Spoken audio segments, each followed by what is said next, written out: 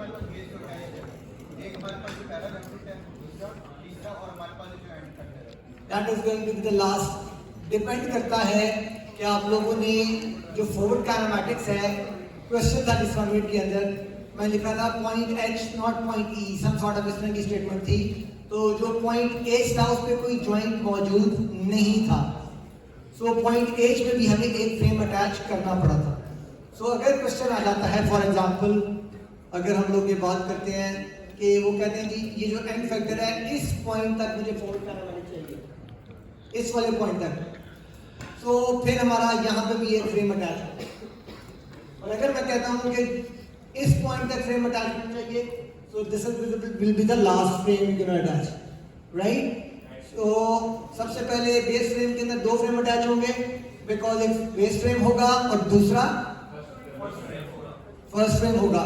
So पहले joint के ऊपर जो आपका z एक्सिस है, z0 और z1, वो आउट ऑफ द प्लेन आएंगे, और इसी तरह एक फ्रेम यहाँ पर होगा, आउट ऑफ द प्लेन आएगा, और एक ये फ्रेम होगा, ये भी आउट ऑफ द प्लेन होगा। इस पे आपकी मर्जी आउट ऑफ प्लेन रखें या इसी डायरेक्शन में रखें। तो why not go with the flow, हम आउट ऑफ द प्लेन ही रख सकते हैं। और नेक्स्ट टॉपिक क्या था, ये नेक्स्ट पॉइंट क्या था? नहीं, z एक्सिस के बाद we need to origins। तो origins के केस के अंदर फ्रेम 0 का ऑरिजिन किस पॉइंट पर होगा? 0 होगा सर, लिंक लेंथ 0 है इसमें। इसी पॉइंट पर ऑरिजिन होगा Yes, O0, और इसी पॉइंट पर होगा O1। यहाँ पे 0 भी होगा, 1 भी होगा।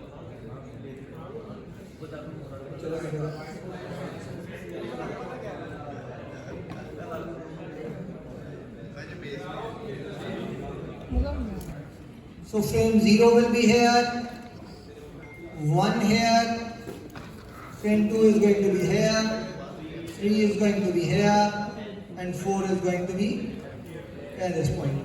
So z is going to be outward, z is going to be outward, outward and outward. On this point, आपके पास O0 is going to be here, O1 is will be here, O2 is going to be here, O3 and O4. Right? आप लोगों के पास ये origins भी आ गए। उससे next point क्या था? एक्स एक्सिस डिफाइन करना होता था। एक्स एक्सिस डिफाइन करने के लिए हमारे पास कौन कौन सी कन्वेंशंस थी? दो कन्वेंशंस थी मेनली। लिंक लेंथ एक है कि लिंक लेंथ है या लिंक लेंथ नहीं है। So if there is a link length, so जिस डायरेक्शन में लिंक लेंथ होगी उसके उसी परपेंडिकुलर डायरेक्शन में एक्स एक्सिस हो जाएगा। So if z is outward here and z0 outward and z1 outward, ये अगर दोनों आउटवर्ड हो और एक ही पॉइंट पे कोइंसाइड कर रहे हैं, लिंक लेंथ 0 आपके पास लिंक लेंथ मौजूद होगी? नहीं। No sir, no link length आते हैं अगर दोनों एक ही पॉइंट पर होंगे, तो लिंक लेंथ नहीं होगी। अगर लिंक लेंथ ना हो तो आपके पास दूसरी कन्वेंशन यूज की जाती है कि अगर लिंक लेंथ मौजूद ना हो तो जिस प्लेन में वो दोनों z एक्सिस मौजूद है, जिस प्लेन में वो दोनों z एक्सिस मौजूद है, उस प्लेन के परपेंडिकुलर आप ले सकते हैं। फॉर एग्जांपल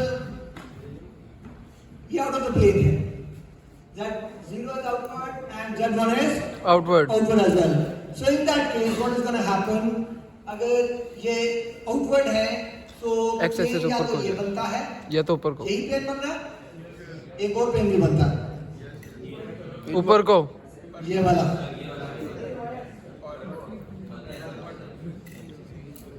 मैंने कहा वो प्लेन लेना है जिसमें ये दोनों एग्जिस्ट करते हैं। अगर z एक्सिस आउटवर्ड है तो अगर मैं ये वाला प्लेन ले लेता हूं, किताब वो तो इंसिडेंट प्लेन है, लेकिन हमें वो प्लेन देखना है जिसके अंदर दोनों एग्जिस्ट करते हैं। अगर z एक्सिस आउटवर्ड है तो इट मींस दोनों z एक्सिस आउटवर्ड है, दोनों इस प्लेन में होने चाहिए। और अगर मैं ये प्लेन इस तरह रख लूं तब भी दोनों इसके अंदर एग्जिस्ट करेंगे, तब भी दोनों इसमें एग्जिस्ट करेंगे। मोस्टली आपके पास अगर z एक्सिस पैरेलल होंगे, एक पॉइंट पर होंगे, तो आपके पास दो प्लेन्स आएंगे, जैसे कि इस केस में आ रही है। फॉर एग्जाम्पल z1 ये आउटवर्ड होता और z0 जो है ये अपवर्ड होता, इस तरह। अब मुझे बताएं कौन सा प्लेन बनेगा ये इन दोनों को? दरमियान ये वाला ये डायगोनल वाला है, ये वाला बनेगा। आउटवर्ड है, ये वाला ये प्लेन बनेगा। This one is outward, one is upward. इस केस में सिर्फ एक ही प्लेन बनेगा, दो प्लेन्स नहीं बनेंगे। Is that right? सो अगर अब जो हमारा ये वाला केस बन रहा है, इसमें दोनों प्लेन्स मौजूद हैं, राइट? आप लोग दोनों में से कोई भी प्लेन ले सकते हैं और दोनों प्लेन्स के परपेंडिकुलर कुछ भी ले सकते हैं। कौन सा वाला? ये वाला? ऊपर वाला ले ले सर, ऊपर वाला ले ले। ये वाला प्लेन रखा है और एक ये वाला कंसीडर किया, तो नीचे वाला यही हुआ ना, या लैंडर प्लेन कह लो। क्या मतलब एक्स एक्सिस की बात कर रहे हो? हाँ, वो बच्चे प्लेन होगा ना। अब आप फर्ज करो ये वाला प्लेन ले लेते हैं, तो इसके परपेंडिकुलर क्या क्या बनता है? This one and this one. अगर आप ये वाला प्लेन ले लेते हैं, ऊपर और नीचे, could be this one or ये this one. किस साइड का लेना है? ऊपर वाला सर, ऊपर वाला ले ले सर, ये एक्स लेना है, ये ले लीजिए। ये ले ले सर। ये एक्स लेना है, ये ले लीजिए। Right?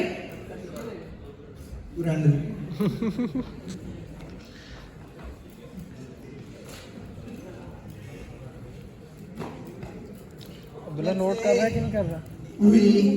I take the x. Theory भी लिखना साथ है।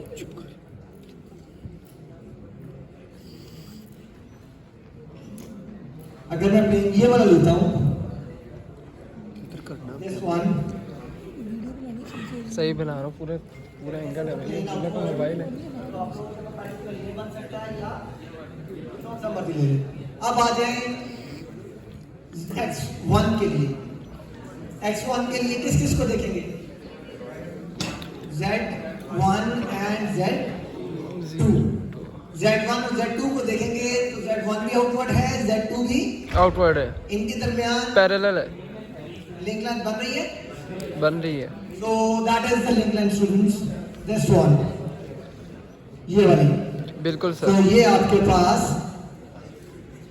x1 हो गया,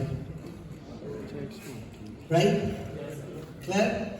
अब आ जाए इसके ऊपर z2 और z3 को देखेंगे। अगेन लिंक लाइन मौजूद है, उसी डायरेक्शन में आपके पास x2 आ जाएगा, x2 आ जाएगा। देन लिंक लाइन मौजूद है, अगर दोनों आउटवर्ड है तो that is going to be x3। अगर मैं इस पॉइंट पे रहना चाहता हूं 3 पॉइंट्स तक, तो हम लोग ठीक है x3 फिर क्या हो जाएगा? सोचो। x2 तक आगे नहीं है। वाला पार्ट में नहीं लिखा कि यार आगे वाला जो पार्ट एंड फैक्टर वाला उसको इंक्लूड नहीं करना।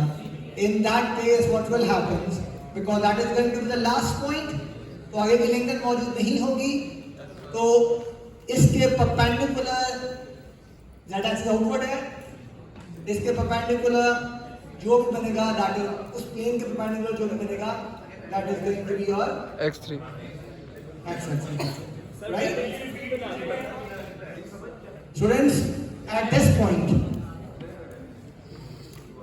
ये जो पॉइंट है ये वाला, अगर मेरा रिवॉर्ड मैं कहता हूँ कि मुझे 3 जॉइंट्स तक ही ट्रांसफॉर्मेशन मैट्रिक्स चाहिए, एंड फैक्टर वाला पॉइंट इंक्लूड नहीं करना, in that case that is considered to be the last point, right? In that case that is considered to be a last point.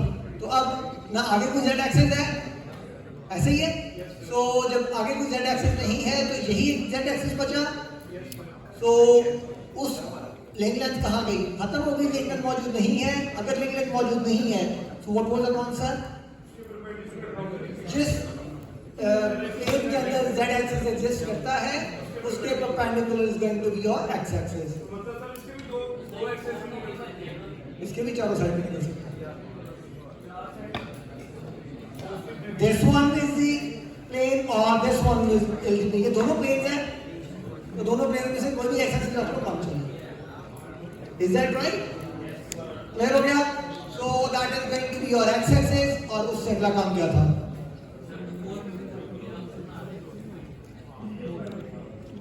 अगर 4 पे पॉइंट रखोगे तो लिंक मौजूद होगी, तो जिस डायरेक्शन में 4 पॉइंट आप जा रहे हैं वही आपका एक्स एक्सिस हो जाएगा। मतलब जो एरो नजर आ रहा है that is going to be your X axis. Right? Possibilities discuss कर रहा हूं। पॉसिबिलिटीज इसलिए डिस्कस कर रहा हूं कि मैं जानता हूं कि आप लोगों को इसकी बेसिक एटलीस्ट फॉरवर्ड काइनेमैटिक्स की बेसिक्स क्लियर है। तो एटलीस्ट अगर क्वेश्चन घूम के आता भी है तो जिंदगी में पता हो कि यार ये हो क्या है। अगर ये वाला केस आ जाए तो क्या करना है, ये वाला केस आ जाए तो क्या करना है, कॉन्सेप्ट्स के साथ कैसे अलाइन रहना है। अच्छा, कौन सा जी? वो बच्चे आपके आउट ऑफ द प्लेन ही आएगा, उसको भी उसी प्लेन में रखें जिस प्लेन में आपके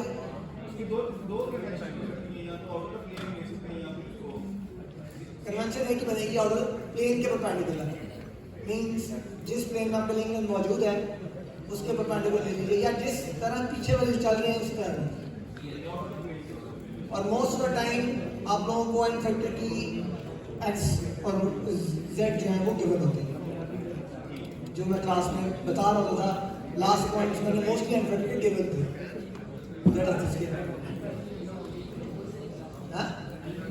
हाँ,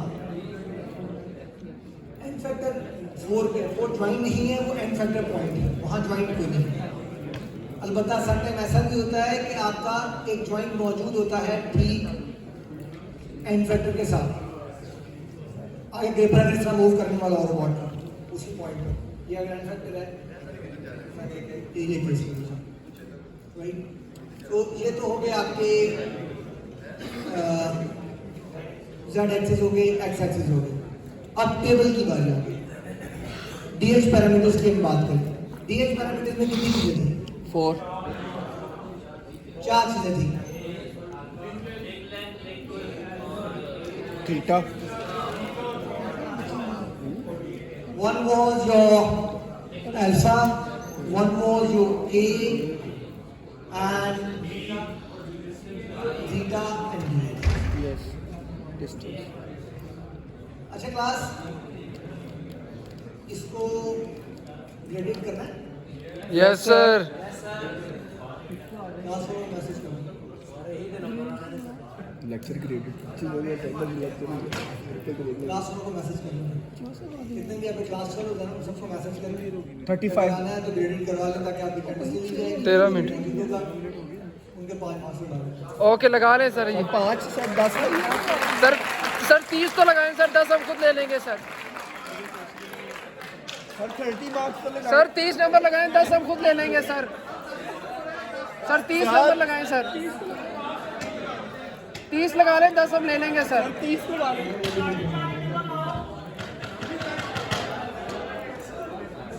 यार क्या ना, मैं कहता हूँ जाके इधर से क्या यार कम से कम 15 नंबर। सर 30 नंबर तो दे, देखे ही नहीं सर। 30 तो मजाक हो जाएगा क्या? 10 सर 10 नंबर तो दे sir. 10 number 10 number Point we were on the नहीं, access fail है defining. Access defining. सबसे पहले होता है Fork चल रहा है। access, then origins. In the last. Hamza सारा डाउन नीचे। Now we start finding the parameters. What are the parameters? नहीं सेंड करूँगा मैं। सर लिंक लेंथ सबसे पहला आपका A कह लीजिए link length, alpha is going to be link twist, D is going to be joint variable resistor और वो joint offset, D is going to be your joint offset और theta is going to be your angle joint angle कह लीजिए right. तो हमारे पास ये 4 चीजें। अब 1 बाय 1 टेबल बनाना है। टेबल बनाते हुए हमारे पास 4 कॉलम्स होंगे और स्टार्ट करेंगे हम 1 के साथ। I is equals to 1, right. 1 का मतलब क्या होगा? 1 का मतलब ये होगा कि आपके पास 0 से 1 के दरमियान की जो चीजें हैं वो उसमें आएंगी। तो 1 लिखा, स्टार्ट कर दिया। सबसे पहले लिंक लेंथ की बात कर लें। लिंक लेंथ के लिए कौन से दो एक्सेस देखने हैं?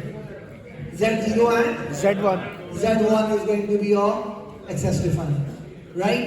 So आपके पास क्या बचेगा? लिंक लेंथ क्या होगी? 0 दोनों Z एक्सिस के दरमियान कोई है डिस्टेंस है? No नहीं है। So for that reason कोई लिंक लेंथ होगी नहीं। So that's why that's going to be your 0. Link length 0 होगी। Now let's talk about the link twist. Link twist क्या होगा? लिंक ट्विस्ट आपका Z0 और Z1 के दरमियान एंगल है। दोनों एक ही पॉइंट पे हैं और दोनों आउटवर्ड भी हैं, दोनों एक ही डायरेक्शन में हैं और ज्वाइंट मूव भी करता रहे। हम ये बात जानते हैं कि ज्वाइंट Z एक्सिस के अबाउट मूव करता है, उसका Z एक्सिस चेंज नहीं होता। नहीं होता। क्या चीज चेंज होती है? X axis x axis change होती है ना, तो उसकी वजह से चेंज होता है क्योंकि थीटा आप लोगों का एक्स एक्सिस के दरमियान एंगल है। तो आपके पास इस केस में अल्फा क्या आएगा? 0 0. Good. Now let's talk about the D. So x0 और x1 के दरमियान कोई डिस्टेंस है z2 पर, सॉरी z1 पर।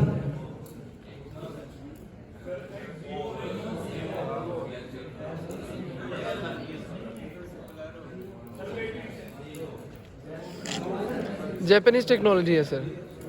अच्छा, so दोबारा सुन लें, D क्या होगा?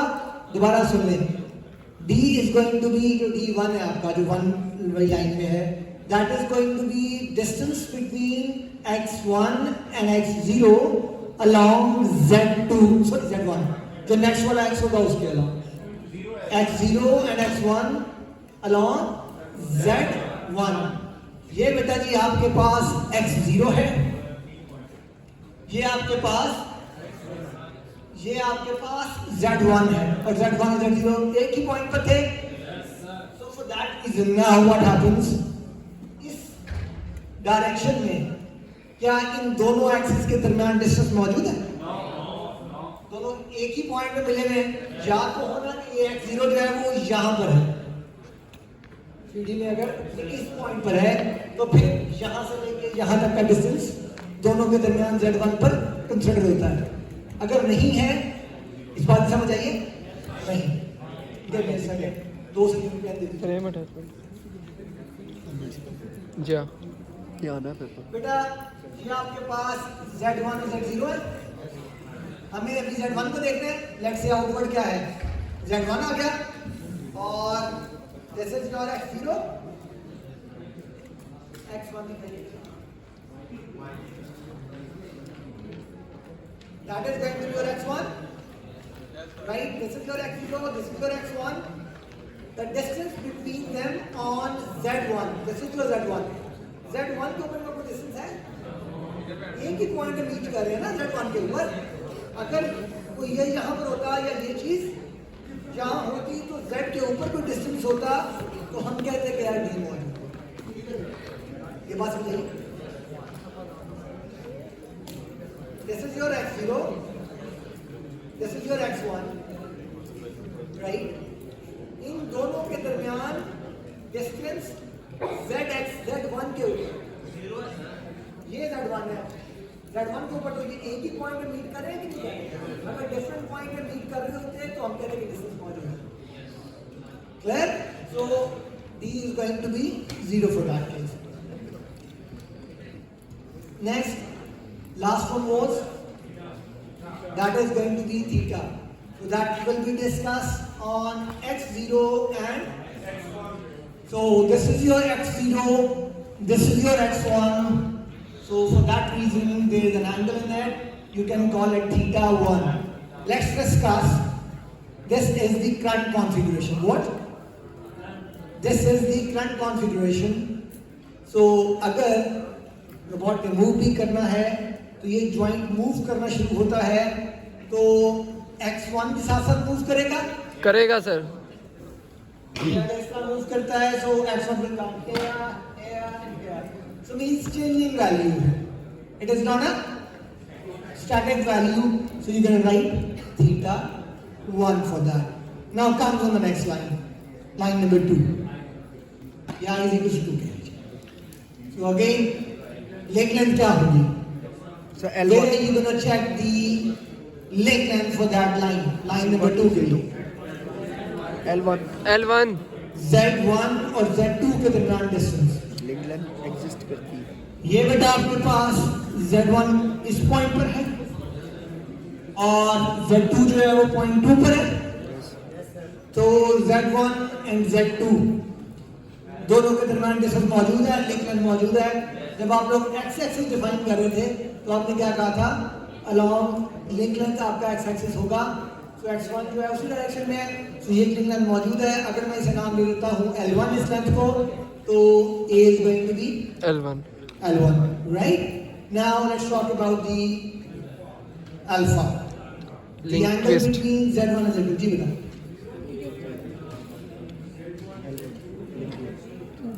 Z1 और Z. नहीं वो आपके पास x2 जो करते हैं वो x1 करते हैं, वो D के लिए x2 करते हैं, वो D के लिए Z2 करते हैं. अच्छा क्लास, तो हमारे पास यहाँ पर ये L1 की लिंक लेंथ मौजूद है.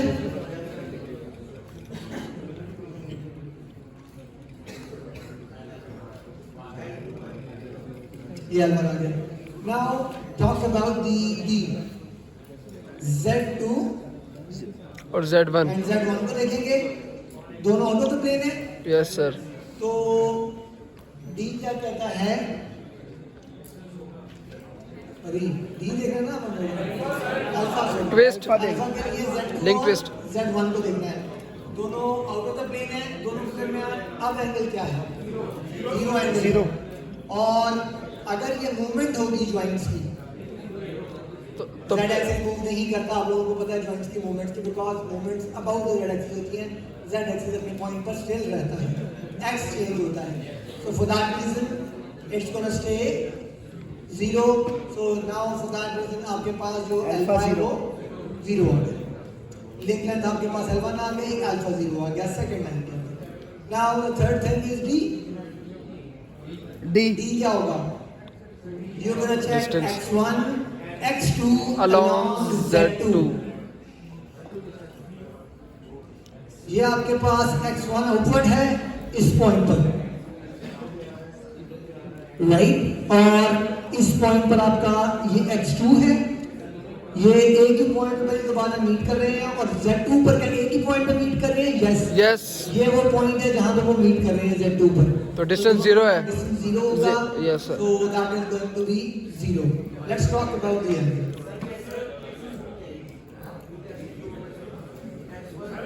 x1 और x2 के दरमियान डिस्टेंस चेक करना है along Z2. Z2 तो आउटवर्ड है, ये तो आउटवर्ड. याद होगा ये आपका Z2 है. x1 किसी पॉइंट पे आके x1 पॉइंट पे मीट कर रहा है और x2 यहां से शुरू होगा. ये भी पॉइंट शुरू होगा. याद होगा ना कि ये वाला इधर से होगा या इधर से होगा. दोनों में इस एक्सिस के ऊपर डिस्टेंस. तो ज्यादा फिर डिस्टेंस 0 ही आएगा. Distance So D is going to be 0. Distance में कह रहा हूँ ज्यादातर 0 ही आएगा फिर. Theta. So this is Z2 students. अभी तक तो 0 ही है फिर. Plus, if this is the Z2, so this is your x1, इसका स्टैंड your x1 ये चला गया. x2 आउटवर्ड आ गया, दोनों के दरमियान एक एंगल होती है, that is going to be theta 2. You just rename it theta 2. Now come on to the third line.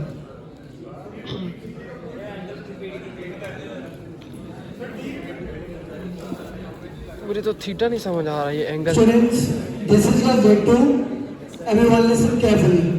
On the screen, please. Deep तब repeat करो तो सुनो ना. ओ भाई, ओ हीरो के अंदर. बेटा, this is your Z2. ये ऑटो का प्लेन है, तो आपने जो D निकालना होता है वो देखना है x1 और x2 के दरमियान distance on Z2. Right? So this is Z2 out of the plane. x1 इस पॉइंट पे आके मीट कर रहा है Z2 पर और उसी पॉइंट से x2 निकल रहा है. क्या Z2 पर this is the Z point, ये x1 आया और ये x2 चला गया, एक ही पॉइंट पर है। Yes sir. अगर दोनों में z एक्सिस के ऊपर डिस्टेंस होता, z along z2 डिस्टेंस का है ना, तो z along z2 कोई डिस्टेंस मौजूद नहीं है, so that's why d is going to be 0 0 for you guys. The theta is going to be दोनों के दरमियान एंगल। अगर मैं इस x1 को एक्सटेंड करूं तो x1 ये बन जाएगा, राइट? ये आपका x2 तो दोनों के दरमियान एंगल मौजूद है, that will be theta 2. Okay. Okay. Now the point. Angle is going to parallel में नहीं आएगा फिर थीटा। तो एंगल निकालने के लिए दोनों का एक पॉइंट तो मीट करवाना होता है ना, दोनों वेक्टर्स का, राइट? तो मैंने वो पॉइंट मीट करवा दिया, z2 वाला पॉइंट जो एक बार सेट कर लिया ना, एक इसको यार एक्सेस है ना, एक्सेस को जितना मर्जी लंबा करना उससे क्या फर्क पड़ता है, राइट? उसको एक्सटेंड कर लिया और एक पॉइंट बन गया वो z2 वाला, वो देखिए वो वाला, that is going to be angle theta 2। दोनों एक ही डायरेक्शन में होते हैं। दोबारा सुनो, दो चीजें जरूर चेक करनी है। स्ट्रेट होते दोनों, मतलब एक ही डायरेक्शन में होते हैं, तो वी कैन से कि अभी जो फ्रंट कॉन्फ़िगरेशन है उसमें एंगल क्या है, 0। अगर फर्ज करो ज्वाइंट मूव करना शुरू कर देता है ज्वाइंट 2, तो उसका x2 यूं है, ज्वाइंट मूव करेगा तो x2 मूव करेगा, सो फिर there will be an angle again, right? तो थीटा ही रहेगा। इस बात को याद रखिए। हाँ, खुद कर लो, ऐसा कुछ भी नहीं था। आगे देखो चला भाई। एक मिनट यार, क्वेश्चन सुनिए मेरे, माइक लो, समझ आ जाती है एग्जाम। 5 नंबर मिल तो नहीं ओके, है?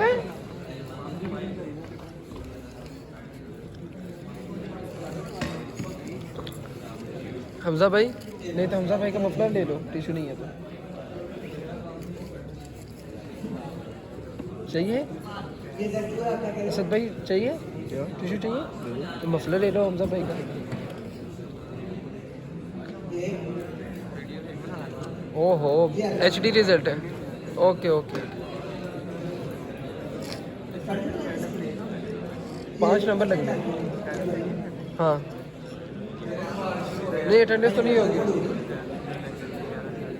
मुझे नहीं लगता अटेंडेंस लेगा। कितनी 150 बच्चों के कैसे लेगा सर अटेंडेंस?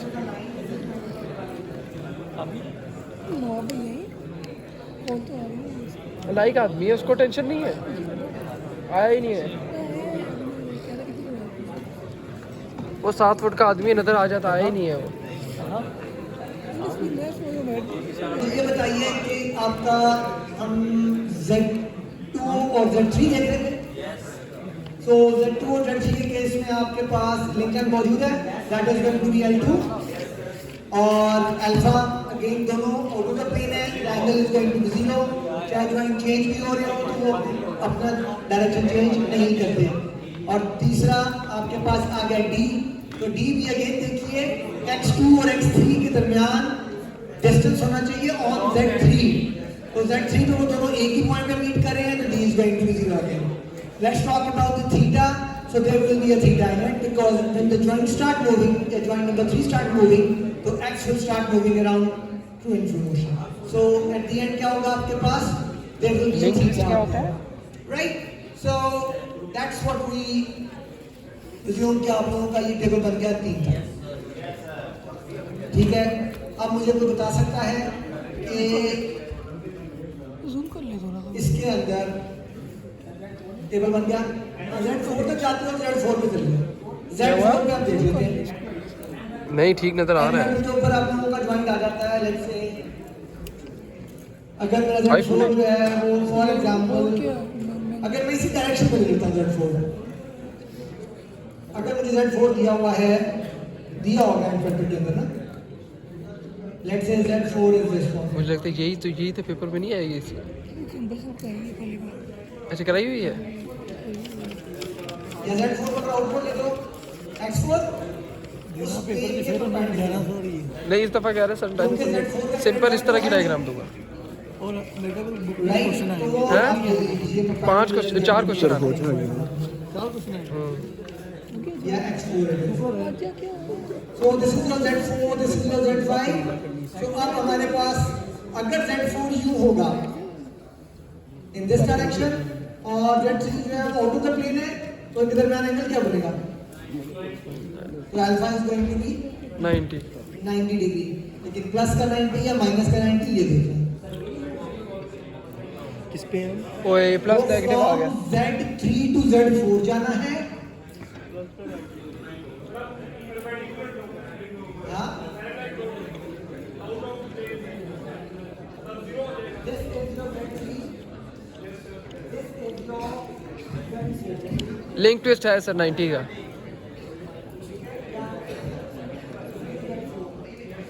अब z3 to z4 अब इसके अराउंड कितना है x4 के अराउंड कितना है and this is your x4 इस तरफ एरो है इस साइड से so that is going to be the anti-clockwise minus 90 anti-clockwise anti clockwise कैसे है ये पूछना यार माइक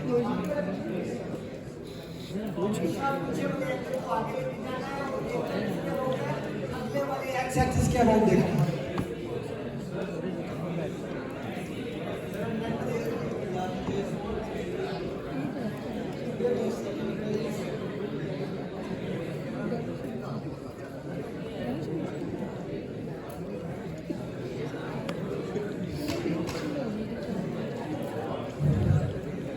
यस पिछले वाले एक्स एक्सिस को देखना है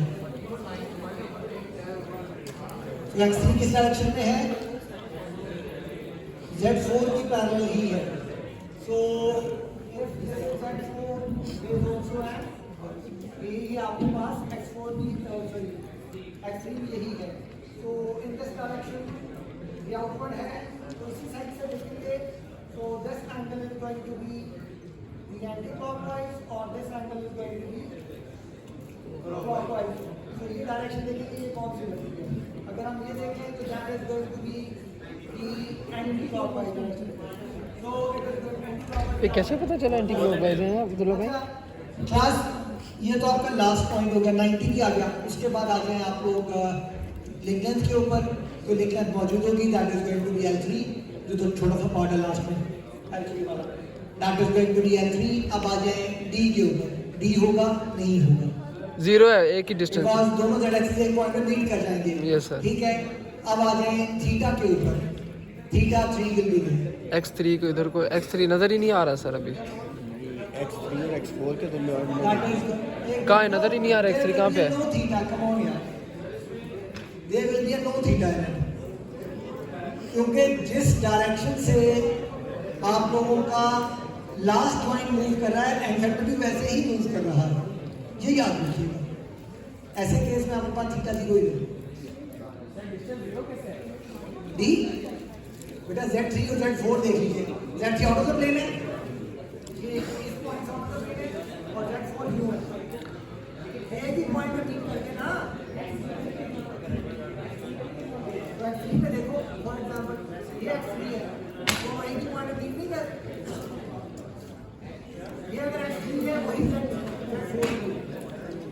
ये x3 भी है और z4 भी है ये आपके पास कंटेंट क्या कुछ है दोनों एक ही पॉइंट पे मीट नहीं कर रहे जब z x को एक ही पॉइंट पे मीट करें तो ठीक है तो आपके पास बाकी सब कुछ 0 आएगा सिर्फ L3 की वैल्यू आएगी all the things are going to be 0 sorry alpha 90 L3 और आपके पास बाकी D भी 0 और थीटा भी 0 अच्छा क्लास ये तो आ गई आपकी इसका टेबल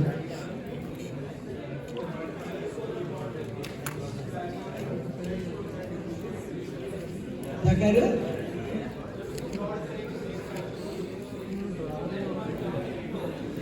मुझे लगता है पेपर में इस दफ़ा फिर रेगुलेट वाली आएगी वो प्रिज्मेटिक वाली करवा ही नहीं रहा सर एल्बम कौन सा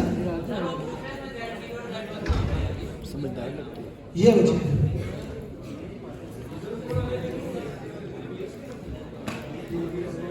ड्राइंग भी तो है ड्राइंग भी यही है हम क्या करते थे कि आपका जो पहला ज्वाइंट का फ्रेम होता था और जो बेस फ्रेम होता था वो एक ही पॉइंट पर होता था, ठीक है? अच्छा क्लास, इसका टेबल देखिए।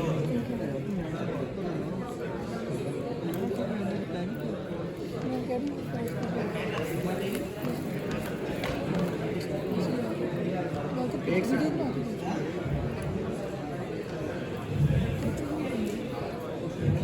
यार, तू कैसा खुशक बंदा है यार।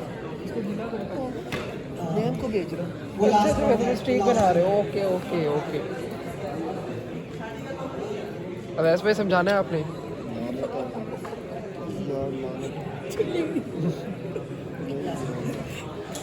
अच्छा, इनफैक्ट्री केस में ऐसा नहीं है, वो देख लें,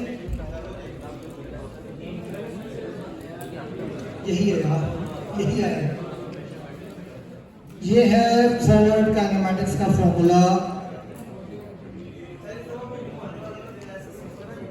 सिंपल ही होगा मुझे। This is going to be the formula for forward kinematics. अच्छा बेटा, इस फॉर्मूले को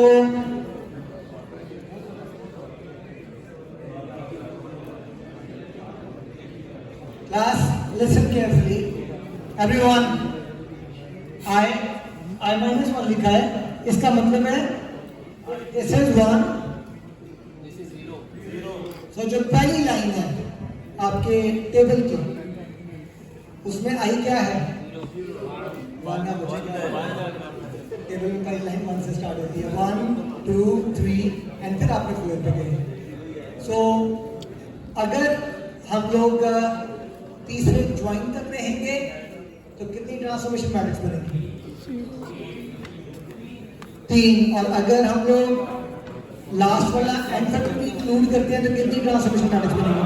4 बनेगी, राइट? सो पहली लाइन में 1 to 0, दूसरी लाइन जब यूज करेंगे तो 2 to 1, तीसरी लाइन यूज करेंगे तो 3 to 2, और अगर फोर्थ लाइन यूज की तो 4 to 0, राइट?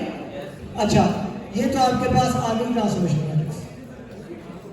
तो 3 ट्रांसफॉर्मेशन मैट्रिक्स आएंगी और तीनों को आप किस तरह मल्टीप्लाई करेंगे? सबसे पहले लिखेंगे T0 to 1, उससे आगे लिखेंगे T1 to 2, 1 to 2 to 1, second one is by third one is by 3 to 2। तीनों को ऑर्डर में लिखना है, इनका ऑर्डर चेंज नहीं करना। If you change the order there will be a wrong answer, because जो आपके पास मैट्रिसेस है इसके अंदर कम्यूटेटिव प्रॉपर्टी होल्ड नहीं करती, ये याद रखिए, राइट? सो अब अगर इन तीनों जो मैट्रिक्स आपकी आई है फॉरवर्ड काइनेमैटिक्स वाले तीनों आई हैं, इन तीनों का मल्टीप्लाई करने के बाद जो आंसर आता है उस आंसर को क्या कहते हैं? That is a complete forward kinematics. ये फॉर्मूला होता है अब्दुल्ला? है? नहीं, ये थीटा आई क्या है? वो थीटा 1 की वैल्यू टेबल के थ्रू नहीं, फॉर्मूला तो गिवन होगा, मैं वैसे कह रहा हूँ। ये एक क्वेश्चन मिनट में है फॉरवर्ड काइनेमैटिक्स 10 मार्क्स। सर ये कितने जॉइंट है ये बता दें बस सर। ये नहीं बता सकते सर थोड़ी है, ज़्यादा नहीं। 3 ऐसे यही है ना? नहीं, ये भी नहीं तीन यही है मुझे लगता है यही है।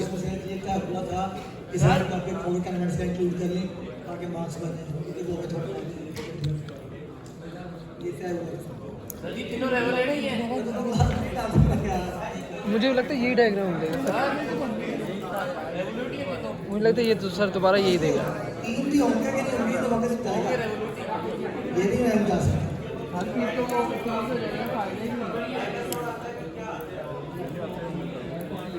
यार प्लीज 3 एवलूट माइंड थे और क्या था बेसिक प्रोग्राम वाला, तो वो आपको पता है, उसके लिए अवॉइड करने की जरूरत नहीं है। एक्सप्रेशन फॉर्म में 2 तरीके हैं, फॉरवर्ड काइनेमैटिक्स की जरूरत भी पड़ती है और उसकी नहीं भी जरूरत पड़ती है, वो हम डिस्कस करेंगे। वो 2 घंटे में तो सिर्फ एक ही लेक्चर हुआ है, ये फ्रेम अटैचमेंट। मुझे लगता है मिड सर ने चेक ही नहीं किया। उसमें भी आ जाएंगे, क्यों नहीं नहीं? ये अच्छा क्लास, ये तो हो गया आपके पास। अच्छा ये देखिए, ये उसकी ट्रांसफॉर्मेशन मैट्रिक्स आ गई। अब आ जाए हमारे पास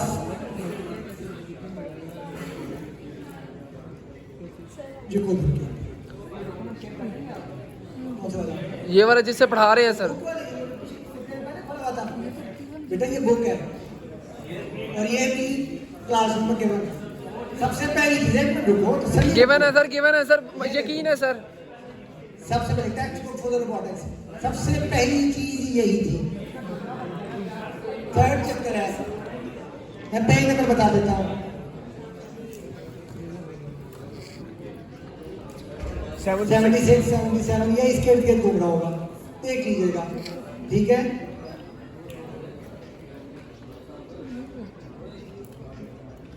अच्छा जी, अब बात करते हैं जैकोबियन की। ये इन बेसिक्स को हम कवर कर चुके हुए हैं पहले, सीधा एग्जाम्पल के ऊपर आते हैं, राइट।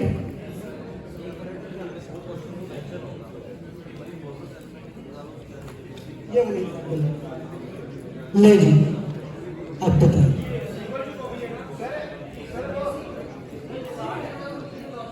यार वेब का पेपर बताया सर ने कुछ? नहीं। हाँ? अभी पहले ये वाला कर लें, उसके बाद बेसिक प्रोपगेशन है। एक एक चीज करवा दी मैंने, वन बाय वन एक एक चीज करते जाएंगे।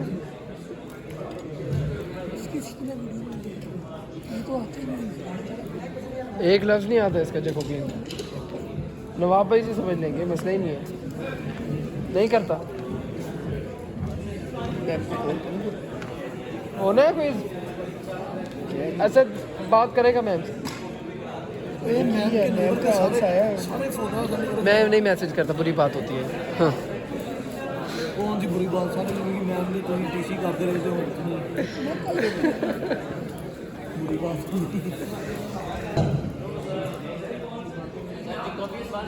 सबसे पहला क्लास अब हम जो पढ़ने जा रहे हैं, that's a first differential. Sir side पे कर, वीडियो नहीं भेजूंगा मैं। चल नहीं, इसको नहीं फर्स्ट डिफरेंशियल। अब सबसे गुजारिश है कि वो जो क्या हुआ? एग्जाम्पल दिए ना, जो भी आप लोगों ने, इसके जो पहली दो ट्रांसफॉर्मेशन मैट्रिक्स हैं, 1 से 0 वाली और 2 से 1 वाली, वो दोनों कैलकुलेट करें। एंड वो बुक खोल रहा हूँ, जल्दी करें, उसी से डाटा निकालना है। ये है क्या, मैं आपको बताता हूँ। वो जो ट्रांसफॉर्मेशन मैट्रिक्स के अंदर 3x3 होता है आपका रोटेशन वाला पार्ट, और 3x1 वाला क्या होता है, ट्रांसलेशन पार्ट। जो वो 3x1 वाला ट्रांसलेशन पार्ट है ना, ये उसमें से x और y के बने। तो इसलिए आपसे कह रहा हूं, एक काम करें,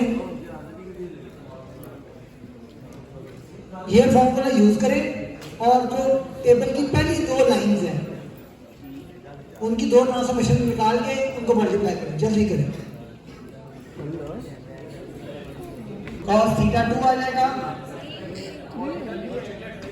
थीटा 3 बनेगा।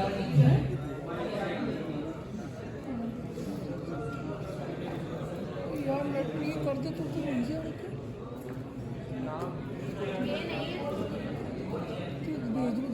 एग्जाम्पल ये एग्जाम्पल और थी, इस वाले की एग्जाम्पल थी थीटा 3।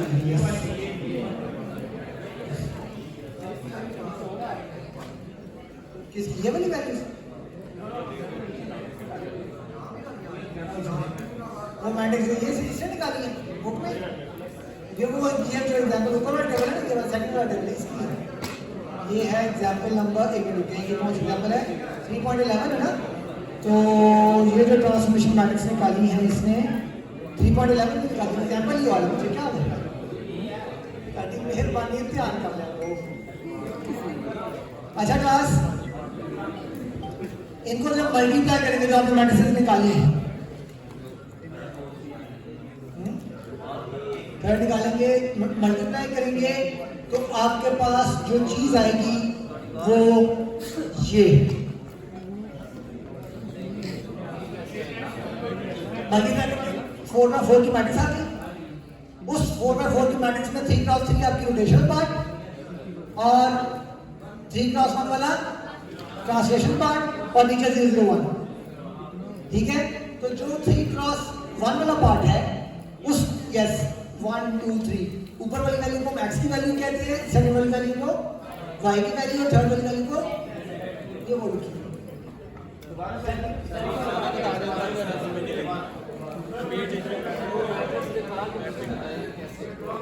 यार ये देखिए 3 जॉइंट्स हैं,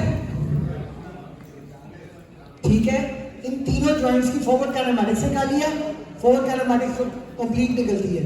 वो निकालने के बाद उसने उस फॉरवर्ड काइनेमैटिक्स के अंदर जो एक्स वाई जी है, मतलब जो लास्ट वाला कॉलम है, हाँ एक्स वाई जी और लास्ट में वन था उसको छोड़ दें, हाँ जो एक्स वाई जी जो उसका एक्स वाई है वो ये लिखा, ठीक है। अब स्टूडेंट्स जो फर्स्ट डिफरेंशियल वाला जैकोबियन है वो कैसे निकलता है जरा देखिए। अब आपने कहा कि सर हमारे पास एक फॉरवर्ड काइनेमैटिक्स आती है, राइट। फॉरवर्ड काइनेमैटिक्स में कितने की होती है वो 4x4 की, 3x3 rotational, 3x1 translation part. अब जैकोबियन निकलना कैसे, जो मैं इधर लिखता हूं एक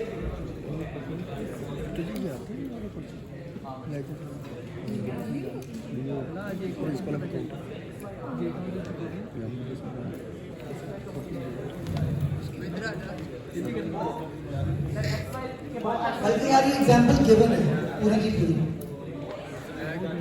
अच्छा क्लास ये देखें स्टूडेंट्स, ये बड़ी एग्जांपल है, सारा काम वैसा ही है। ये मैंने एग्जांपल आप लोगों को दी थी, उसके लिए असाइनमेंट के तौर पे जरा सुन लीजिएगा। इसमें सारा काम हुआ है, जरा गौर से देखें। क्लास में इसका टेबल है, ये इसकी फॉरवर्ड काइनेमैटिक्स टेबल है, लेकिन किस स्टार्ट कर दिया मैंने क्विज। जो उसका 3x1 है,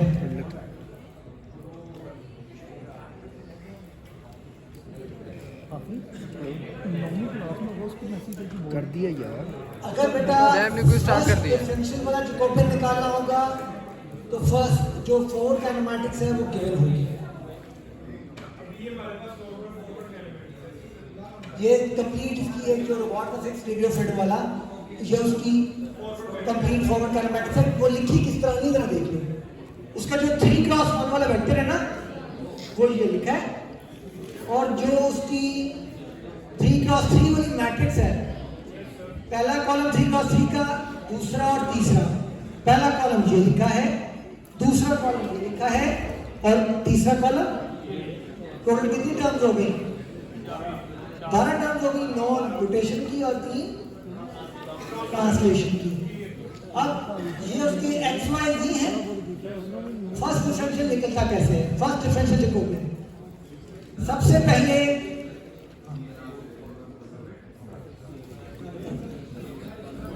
जैकोबियन तो आ ही नहीं रहा समझिए। अपना हमजा समझ आ रही है। हाँ आई मास्टर दिस नाउ। ये जैकोबियन समझो।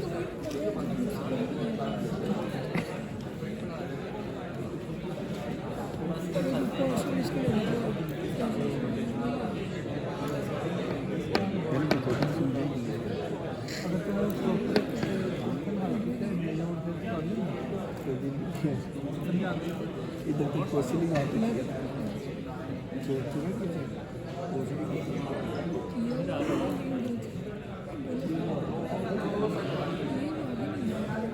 ये वाला पार्ट जो है स्टूडेंट्स 3x1 वाला, that is your X B. Translational part.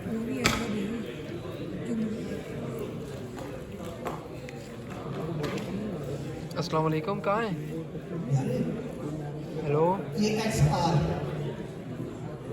ये 3x1 साथ भाई कहाँ पर हो आप? ये 3x1 का क्या हुआ? अच्छा क्लास अब जरा गौर से देखिएगा। आ रहा है, चल ठीक है। This is your X, this is your Y, this is your Z. अब आ जाए जरा इसके ऊपर, this is your X, this is your Y, this is your Z. ये जो कंप्लीट ट्रांसफॉर्मेशन मैट्रिक्स आई है रोबोट की, ये वो ये 1 2 ये कौन से है? ये जो पहला कॉलम लिखा है रोटेशन मैट्रिक्स का, ये वो है।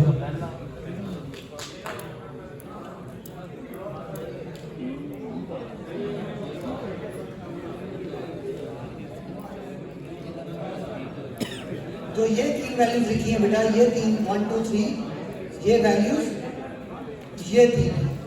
इसी तरह ये 3 वैल्यूज हैं, ये लिखी हैं, ये 3, ये ग्रीन वाला 1 2 3, ठीक।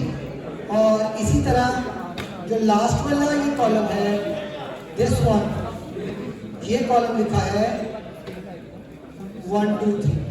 Clear everyone? अब आ जाए कि फर्स्ट डिफरेंशियल का जैकोबियन निकलता कैसे है।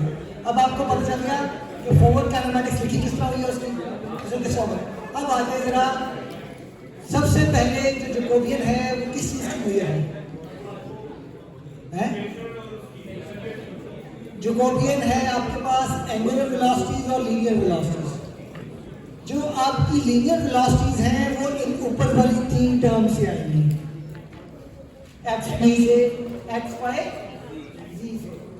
जो आपकी एंगुलर वेलोसिटीज हैं वो इन 9 टर्म से आएगी।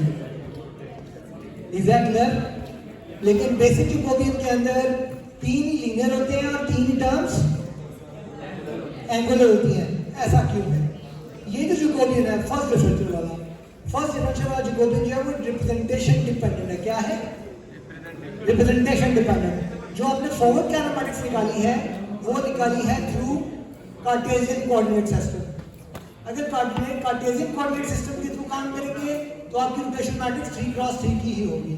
अगर हम लोग स्फेरिकल कोऑर्डिनेट्स की बात करें या सिलेंड्रिकल कोऑर्डिनेट्स की बात करें तो आपके पास 9 की बजाय सिर्फ 3 टर्म रह जाएंगे। क्लियर? तो इसलिए वो जैकोबियन जो है वो सिर्फ 3 टर्म देता है एंगुलर वेलोसिटीज की, बेसिक जैकोबियन जो प्रोपगेशन ऑफ वेलोसिटीज के साथ करते हैं। क्या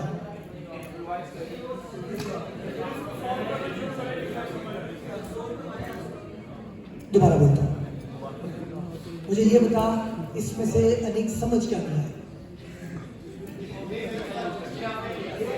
पूछिए, बातों में लगा होगा क्योंकि मैंने बहुत आसान बात बोली है। अच्छा क्लास दोबारा सुनिए, जो ये जैकोबियन हम पढ़ रहे हैं इसे कहते हैं फर्स्ट डिफरेंशियल वाला जैकोबियन। कौन सा? फर्स्ट डिफरेंशियल वाला जैकोबियन। और दूसरी बात जो सुनने वाली है वो ये कि ये रिप्रेजेंटेशन डिपेंडेंट होता है। क्या होता है? Representation dependent. जो कोऑर्डिनेट सिस्टम यूज कर रहे होंगे उसके हिसाब से आपका जैकोबियन बनेगा। अगर मैं यूज कर रहा हूँ कार्टेशियन कोऑर्डिनेट सिस्टम, ओ भाई अगर मैं यूज कर रहा हूँ कार्टेशियन कोऑर्डिनेट सिस्टम तो आपके पास 3 रोज होंगी लीनियर के लिए और 9 रोज होंगी रोटेशन के लिए। दोबारा सुन लें, कार्टेशियन कोऑर्डिनेट सिस्टम के लिए 3 रोज होंगी ट्रांसलेशन वेलोसिटी या लीनियर वेलोसिटी के लिए और 9 रोज होंगी एंगुलर वेलोसिटीज के लिए। Is that clear? ये बात समझ आई? अगर वही बात स्फेरिकल या सिलेंड्रिकल कोऑर्डिनेट सिस्टम के अंदर होगी तो बेटा लीनियर तो 3 रोज का ही रहेगा, एंगुलर 3 रोज का हो जाएगा 9 की बजाय, क्योंकि उसके अंदर आपके पास 3 पैरामीटर्स के अंदर कंप्लीट रोटेशन डिफाइन हो जाती है। वेयर इसमें कंप्लीट रोटेशन डिफाइन करने के लिए आपको 9 टर्म्स मिनिमम चाहिए कि हर एक्सिस का हर दूसरे 3 एक्सिस से क्या रिलेशन है। वो करते जाओ तो 3 तरफ 3 करोगे तो 9 होते हैं। डिपेंड करता है कि आप कौन सा कोऑर्डिनेट सिस्टम यूज कर रहे हो। अब बात समझाइए,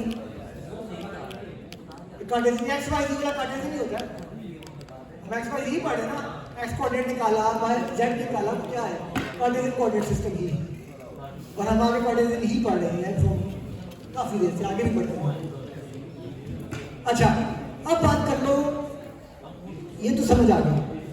अब स्टूडेंट्स हमारे पास चल गया कि यार 3 रोज हैं लीनियर के लिए और 9 रोज हैं किसके लिए, और 3 रोज ट्रांसफॉर्मेशन मैट्रिक्स में कहाँ होगी? आखिरी कॉलम के अंदर वो जो 3xyz मैंने बताई, और जो 9 रोज होंगी वो कहाँ होंगी? पहला कॉलम, दूसरा कॉलम और तीसरा कॉलम रोटेशन मैट्रिक्स में। ये क्लियर हो गया? अब बात करते हैं कि आपका जो जैकोबियन है असल में बताता क्या है, लीनियर वेलोसिटीज और एंगुलर वेलोसिटीज। तो जो आपकी फर्स्ट 3 रोज हैं जो ट्रांसफॉर्मेशन मैट्रिक्स आपने लास्ट वाले कॉलम से उठाई, they will give you the linear velocities. वो कैसे?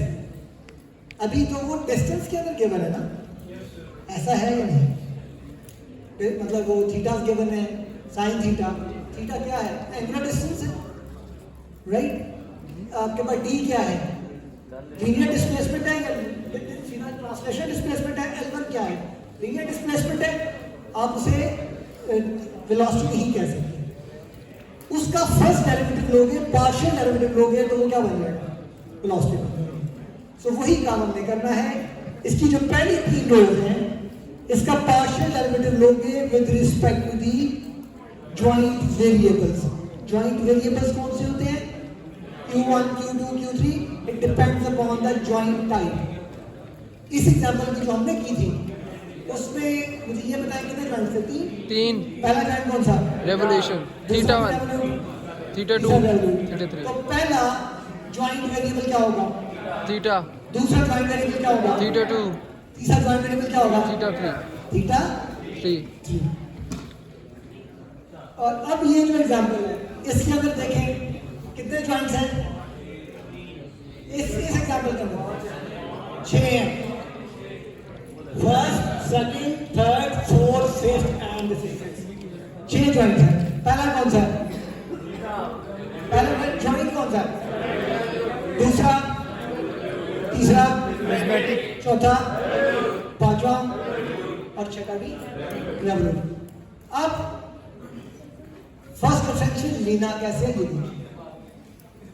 अभी आपने मुझे कहा कि मैंने आपको बताया कि बेटा 3 रोज तो आ गई वो ट्रांसफॉर्मेशन मैट्रिक्स में से, वो आपकी लीनियर वेलोसिटी बताएंगी। मैंने भी रोज डिस्कस किए हैं जैकोबियन मैट्रिक्स की, कॉलम्स डिस्कस नहीं किए। Columns will be dependent on the number of joints of your robot. ठीक, रोज तो पता चल गया 12 बननी है, 3 वो पोजीशन वाली और 9 रोटेशन वाली। कॉलम्स कितने होंगे? जितने ज्वाइंट्स होंगे उतने कॉलम होंगे। अगर जो हमने सबसे पहले एग्जांपल किया क्लास के अंदर उसमें कितने ज्वाइंट्स हैं? 3। तो कॉलम्स कितने होंगे? 3। इसमें कितने ज्वाइंट्स हैं? 6। कॉलम कितने होंगे? 6। क्लियर?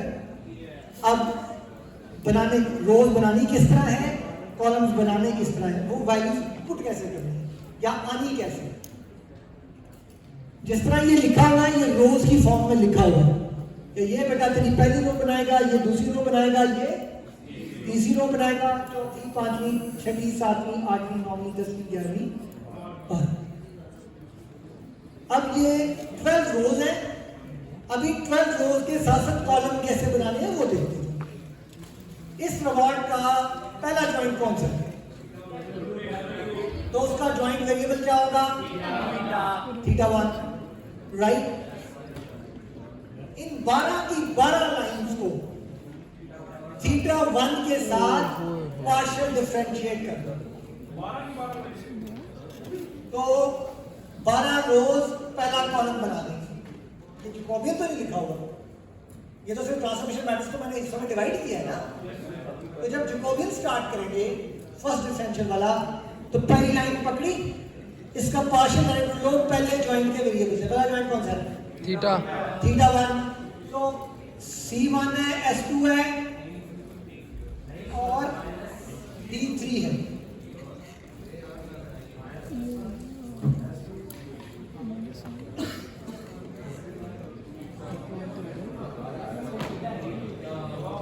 ये अब्दुल्ला गिवन होगा ना ये वाला?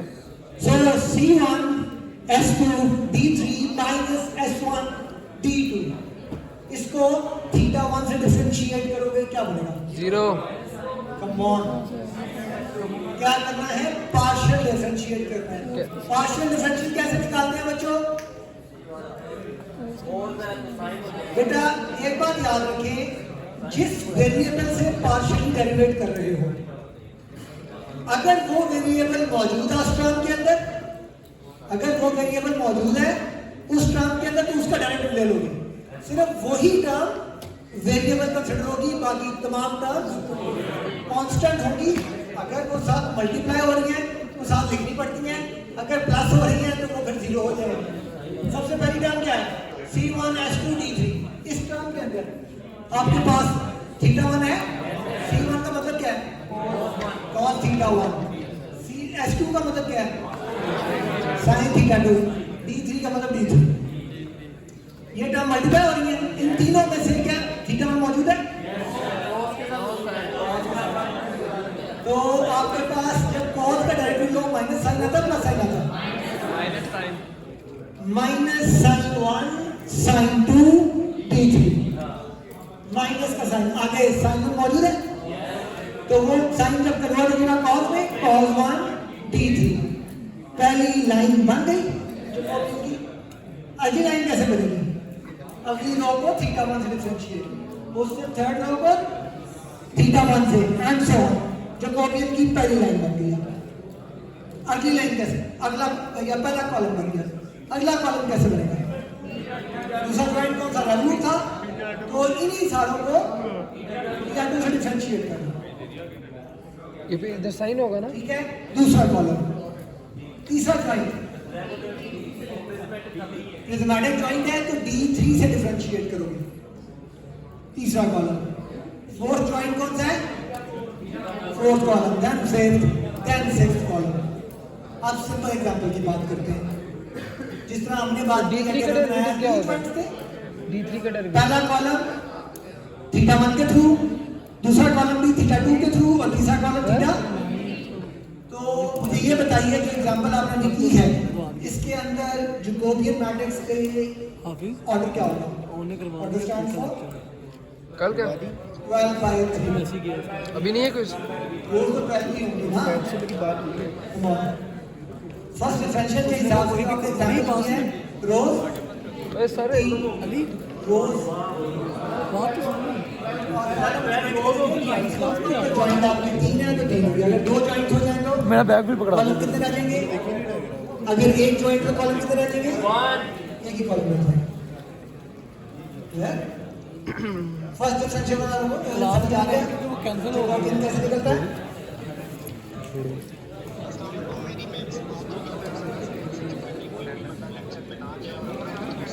ये पकड़ी मैं टेनिस लगा लूं। ये लिखी है ना, इसी तरह इनको डिफरेंशिएट करके लिखी जा रही है। बड़ा इजी टास्क है यार।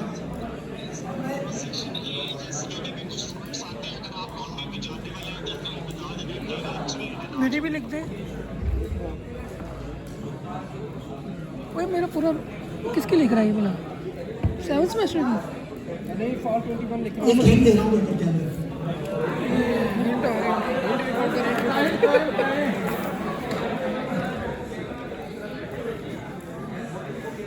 हिंट ये है,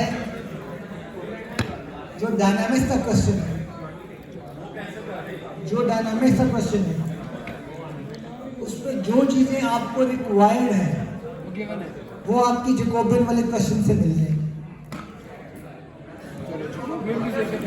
अब टाइम ज़ाया ना करना डायनामिक्स के क्वेश्चन में कि जनाब वो चीज़ें बार बार निकाल रहे हो बेवकूफ़ों की तरह। बेटा वो डायनामिक्स तो कवर ही नहीं होना ना। डायनामिक्स का पहला जो मैथमेटिक्स है उसमें जैकोबियन मल्टीप्लाई करो तो मैथमेटिक्स निकलता है। पढ़ लो पुत्र, पढ़ लो। इसके बाद मैं नहीं कर सकता, जो मैं कर रहा हूँ इसके बाद पता ना लड़ने।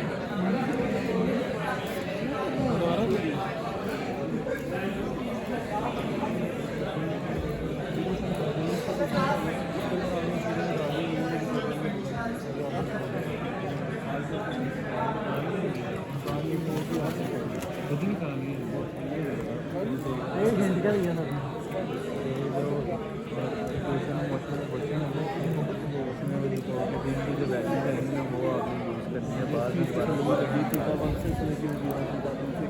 यार जो एंगल नहीं जितने जॉइंट्स थे उसके लेकिन जॉइंट से ना, जॉइंट से 5 या 6 थे, लेकिन इधर कितनी थी, रोज कितनी थी?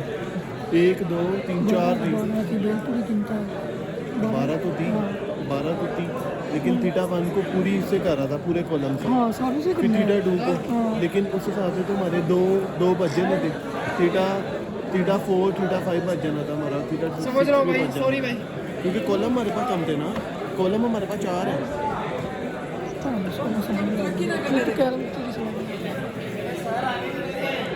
चार कॉलमों को डिफरेंशिएट किया उसने,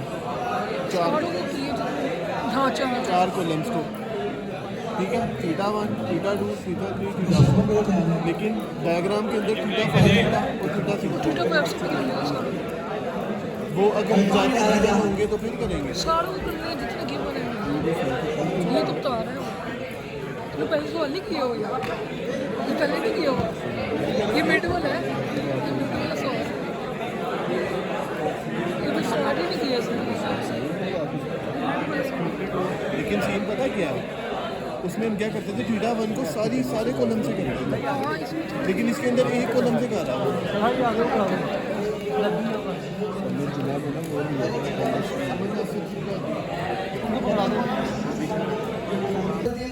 उस सेशन के बाद 10 मिनट की break, then we will start again, और उसमें फिर हम लोग बेसिक जैकोबियन और एक्सप्रेशन फॉर्म करेंगे।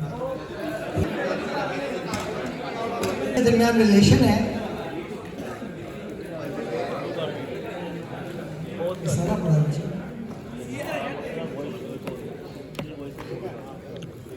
इस फॉर्मूले को ध्यान से लिखें, एवरीवन लिसन केयरफुली, इस चीज को ना लिख लें।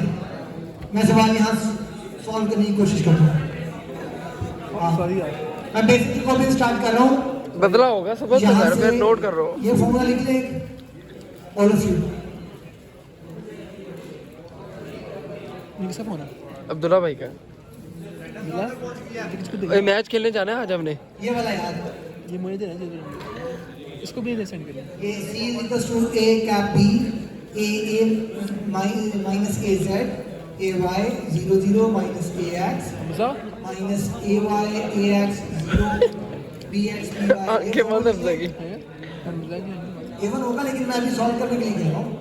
ये वाला लिख लें, एक ये फॉर्मूला लिख लें, देखिए सबने, ये मैडम जल्दी कर लें।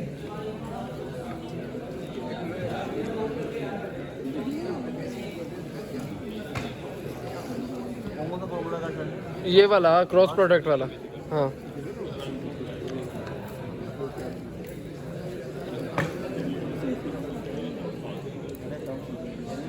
नहीं ये यूज होना उसके लिए। नहीं भेजूंगा साथ। क्लास के 2 फॉर्मूला लिख लीजिए, ये 2 lines, vi plus 1 is equals to vi plus omega I plus pi plus 1 plus d dot I plus 1 dot zi plus 1। इसी तरह एंगुलर के लिए omega I plus 1 is equals to omega I plus omega I plus 1 कह लीजिए, या इसको भी omega I कह लीजिए। Omega I plus 1 is equals to theta dot I plus 1 dot zi plus 1। इसको जरा लिख लीजिए, ये 3 लाइनें भी लिख लीजिए, जल्दी करें, लिख ली, इनको लिखिए, जल्दी करें। क्लास में लिसन केयरफुली, मैं तो स्टार्ट करवाता हूँ एक सिंपल से काम। फॉर्मूला शीट कह लीजिए, चीट शीट कह लीजिए, पेपर में 7 गिवन है। फॉर्मूले 7 गिवन होंगे, याद करने की जरूरत नहीं है, बस अप्लाई करना सीख लो, वही करेंगे लोग। हाँ थीटा को बता दो, वेलोसिटी के बराबर कैसे हो सकता है थीटा, अगर इसको डॉट नहीं होगा। अब्दुल्ला ये कौन सा टॉपिक करा रहे हैं सर? तो पहले क्या करवाया? इतना बड़ा लिखा है, छोड़ क्यों नहीं?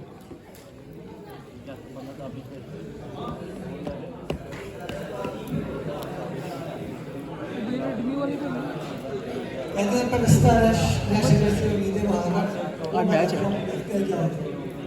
किसका? ऐसे ही बाहर का मौसम आ रहा है, क्या पता तुम लोगों की भी प्रॉब्लम हो। हाँ आईफोन भाई लाया तो मैंने तक लिया आपने, रोटी हो रहे हो। एक ये फॉर्मूला, एक ये फॉर्मूला और एक ये 3 फॉर्मूला। चलें जी, अब स्टार्ट करते हैं। बिस्मिल्लाह सर।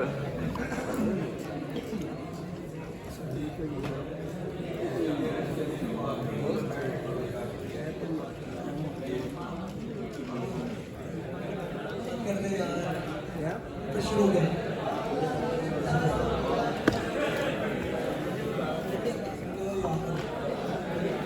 अच्छा class, listen carefully. Basic Jacobian है क्या?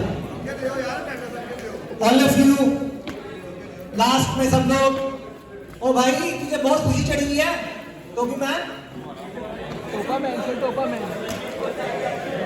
ऐसे class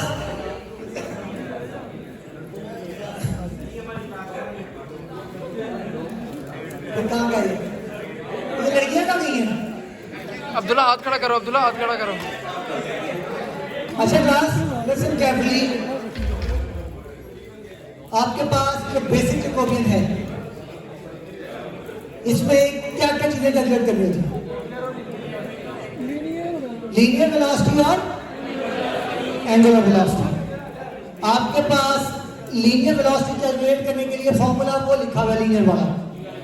linear is equals to vi plus 1 is equals to vi plus omega I cross pi plus 1 plus zi plus that zi plus 1 dot times zi plus 1, right? This is your linear velocity formula. और angular velocity formula क्या है? Omega I plus 1 is equals to omega I plus theta dot कह लीजिए या वो नीचे लिखा हुआ उसके बाद। ये दो फॉर्मूलाज हैं और इन दोनों फॉर्मूलाज के थ्रू आपकी लीनियर और एंगुलर वेलोसिटी निकलनी है by propagation method. By propagation method. अब इसको यूज करते हैं। सबसे पहला vi plus 1 का मतलब क्या है? जिस पॉइंट पे आप खड़े हैं उसकी लीनियर वेलोसिटी निकालनी है। क्या? उसकी लीनियर वेलोसिटी निकालनी है। अगर उस पॉइंट पे आप खड़े हैं उसकी लीनियर वेलोसिटी निकालनी है स्टूडेंट्स, तो होगा क्या कि उस पॉइंट पे जब आप खड़े हैं तो जो पिछले सारे इफेक्ट्स हैं उनको भी इंक्लूड करना है, चाहे वो एंगुलर इफेक्ट उस पर आ रहा हो चाहे वो लीनियर इफेक्ट उस पर आ रहा हो। तो हम स्टार्टिंग पॉइंट जो है हमारा वो ये है बेटा, दिस वन। ध्यान रखना हाथ नहीं जाएगा। दिस इज योर P1, पहला पॉइंट। इधर हमने लीनियर वेलोसिटी निकालनी है। अगर मैं इसे vi plus 1 को कह दूं Vp1 फॉर एग्जाम्पल, राइट? तो Vp1 will be equals to Vi क्या है? Vi पहले क्या होगा? इस पॉइंट से कोई पिछला पॉइंट, इस पॉइंट से कोई पिछला पॉइंट है? No sir. तो उसकी वैल्यू क्या होगी? जीरो। Plus omega I। फिर सोचे यार, पिछला कोई पॉइंट ही नहीं है तो उसकी एंगुलर वेलोसिटी भी नहीं होगी, वो भी जीरो। क्रॉस pi plus 1 का मतलब यह है कि उस पॉइंट तक जिस पॉइंट पे आप खड़े हैं उस पॉइंट से पिछले पॉइंट के दरमियान जो पोजीशन वेक्टर बनता है वो चाहिए। अगर वो भी जीरो होगा because that is the first point, उससे पीछे कोई पॉइंट नहीं है। उसके आगे di dot i plus 1, i plus का मतलब है कि आप जिस पॉइंट पे खड़े हैं। अगर वो ज्वाइंट रेवोल्यूट होगा तो ये वाला हिस्सा जीरो हो जाएगा because that just deal with the prismatic part dy di plus 1। तो जिस पॉइंट पे हम खड़े हैं वो कौन सा ज्वाइंट है? रेवोल्यूट। मैं करवा प्रिज्मेटिक वाला आना भी नहीं है, मुझे नहीं लगता है। कराया नहीं सर, प्रैक्टिस ही नहीं करा रहा।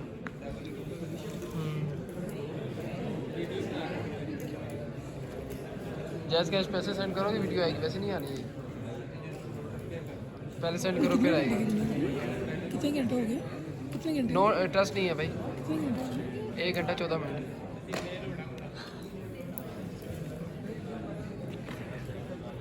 यही है। तो मुझे भी यही भाई। अब्दुल्ला, इससे पहले जो सर ने कराया था वो किसका टॉपिक था? ये क्या है? लेट्स से पहला ज्वाइंट इस पॉइंट पर है, अच्छा, दूसरा ज्वाइंट यहाँ पर,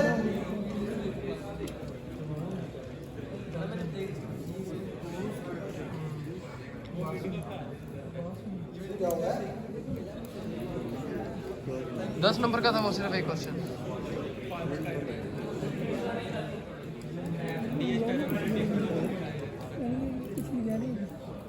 स्टार्ट हो गया।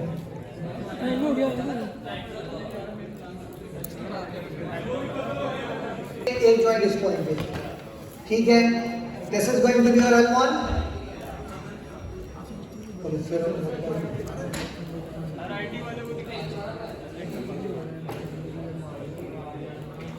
इधर पेपर लीक हो जाए सर, आए हाय है। नया बना रहे हो।